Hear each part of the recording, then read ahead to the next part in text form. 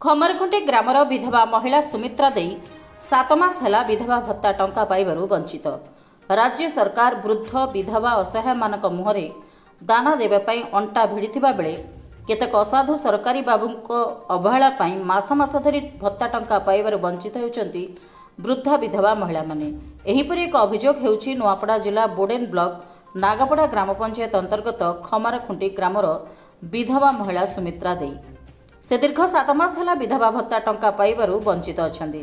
तांकर स्वामी अनेक वर्ष हेला आरपारिकु चली जाइथिबा बेले से बेसहारा होई जाइछंती ओ अन्य एक घरे आश्रय नेउछंती ओ तांको एकमात्र भरोसा विधवा भत्ता सेइटा मध्य दीर्घ 7 मास हेला मिलु नाही, जहा द्वारा कि चिंतारे सुमित्रा देई। एही समस्या को नै स्थानीय बीडीओ को ठारु आरंभ करी पंचायत निर्वाही अधिकारी सरपंच को बारंबार अभियोग कले मध्य समस्यार समाधान होई पारु नाही। एही समस्या प्रति यथाशीघ्र तदंत करी सुमित्रा देई को भत्ता टंका जोगाई देवा पई आकुल निवेदन करिसेंती सुमित्रा देई। नुआपड़ा जिल्लारू परमेश्वर मेहरଙ୍କ रिपोर्ट, शक्ति टीवी।